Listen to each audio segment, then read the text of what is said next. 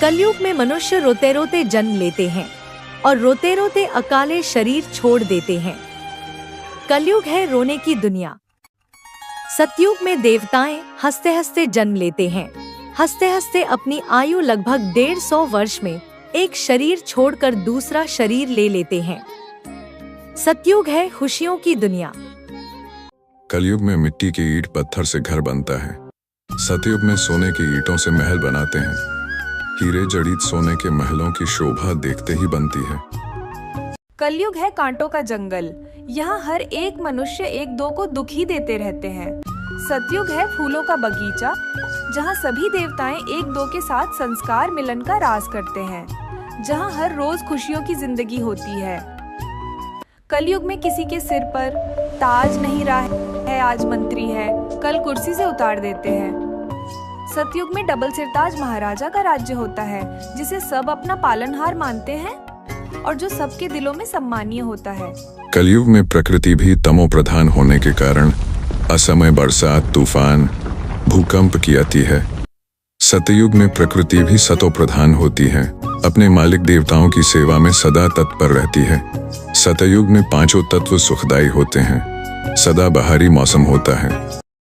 अभी कलयुग में बच्चे स्कूलों में पढ़ाई करते हैं। सतयुग में बच्चे गुरुकुल में कलाओं के रूप में पढ़ाई करते हैं। उन्हें राज्य में सुशासन व्यवस्था, सेवा भाव, राज्य कारोबार की मानचित्र, गायन कला में निपुण बनाया जाता है। अभी कलयुग में अनेक धर्म, अनेक राज्य, अनेक भाषा होने के कारण आपस में लड़ते रहते हैं। कलयुग में जाने अनजाने हुए पाप से मुक्त होने के लिए दान पुण्य का कर्म तथा पुनः सुख प्राप्ति के लिए पूजा पाठ सत्संग करते हैं। सतयुग में एक राज्य, एक धर्म, एक भाषा होती है।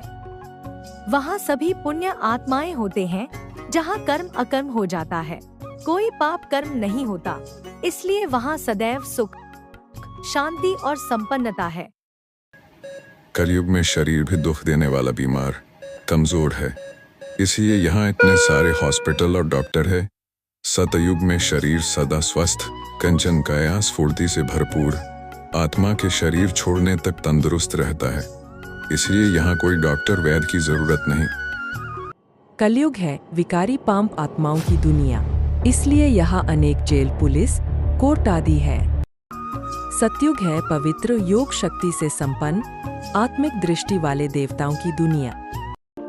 कलयुग में मनुष्य की दिनचर्या शरीर निर्वाह के लिए धन इकट्ठा करने में ही समाप्त हो जाता है।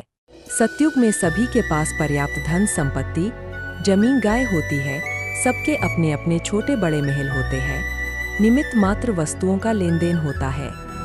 कलयुग में यातायात के लिए अनेक बिजली से चलित वाहनों का उपयोग करते हैं। सतयुग में एक्सीडेंट प्रूफ पुष्पक विमान होते हैं, जिसे 5 साल का बच्चा भी चला ले। कलयुग के आहार, भोज्य पदार्थ में भी शक्ति नहीं रही है। सतयुग में स्वादिष्ट, रसदार, नमकीन, मीठा, टेस्ट वाली फल मुख्य भोजन होता है। सतयुग के फल इतने रसदार होते हैं कि हल्का सा दबाया और रस निकला। अभी स्वयं निराकार परमपिता परमात्मा शिव कलयुग को सतयुग में परिवर्तन करने का दिव्य कर्तव्य कर रहे हैं। अब हम सबको भी ऐसी नई सतयुग की दुनिया में चलने की तैयारी करनी है। इसके लिए सिर्फ इस एक अंतिम जन्म में पवित्र रह, शरीर के झूठे भान को भूल, अपने सत्य आत्मा के स्वरूप में स्थित होकर निराकार ज्योति स्वरूप परमात्मा शिव को याद करना है।